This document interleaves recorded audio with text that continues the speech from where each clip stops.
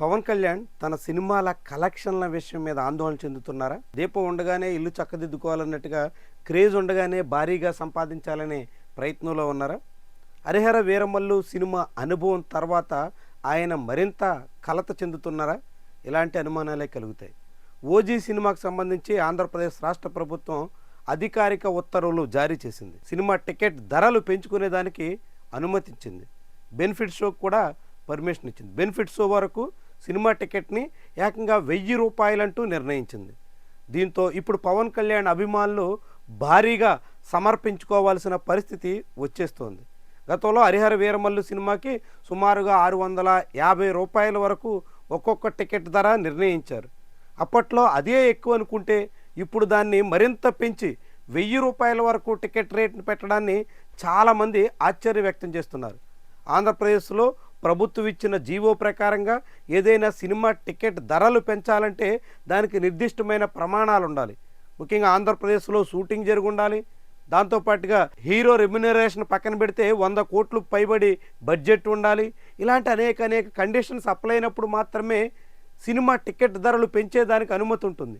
కానీ ఆంధ్రప్రదేశ్లో వాటన్నిటిని పక్కన పెట్టి యథేచ్ఛగా టికెట్ ధరలు పెంచుకుంటున్నటువంటి వైను గతంలో హరిహర వీరమల్లుకి, ఇప్పుడు మనం ఓజీకి కూడా చూడొచ్చు. హరిహర వీరమల్లు సినిమా కోసం అంటూ అధికార దుర్వినియోగానికి పాల్పడ్డారని అప్పట్లో పవన్ కళ్యాణ్ మీద ఏపీ హైకోర్టులో పిటిషన్ కూడా దాఖలైంది. ఆ పిటిషన్ ఇంకా విచారణ దశలోనే ఉంది. అయినప్పటికీ ఎక్కడా వెనకడుగు వేయకుండా ఓజీకి కూడా నచ్చిన రేటు నిర్ణయించుకున్నారు. అయితే ఒకేసారి 1000 రూపాయలుగా టికెట్ ధర పెంచడం మీద అనేక మంది ఆశ్చర్యం వ్యక్తం చేస్తున్నారు.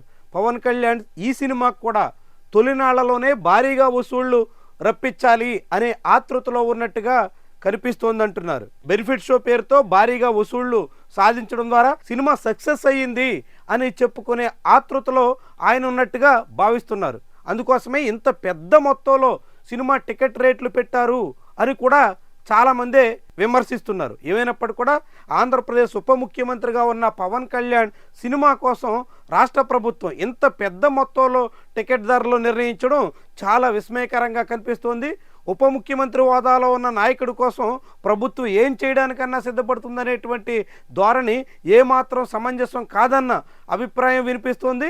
అయినప్పటికీ బెనిఫిట్ షోకి వెళ్ళే అభిమానుల నుంచే ఇంతంత పెద్ద మొత్తంలో టికెట్ రేట్లు పెట్టి కలెక్షన్ చేసుకోవడం కోసం పవన్ కళ్యాణ్ పడుతున్నటువంటి తపన మరింత విస్మయకరంగా కనిపిస్తోంది. వాస్తవానికి అభిమానులకి కుసింత తక్కువ ధరకి, వాళ్ళందరికీ వెసులుబాటులో ఉండే ధరకి సినిమా చూపించి వాళ్ళని ఉత్సాహపరిచి వాళ్ళని మరింత ఆనందపరిచే ప్రయత్నం చేయాల్సినటువంటి నాయకుడు అందుకు విరుద్ధంగా అభిమానుల నుంచే పెద్ద మొత్తంలో వసూలు చేసుకునే వరకు వెళ్ళడం అన్నది అనేక మందిని ఆశ్చర్యానికి గురి చేస్తోంది.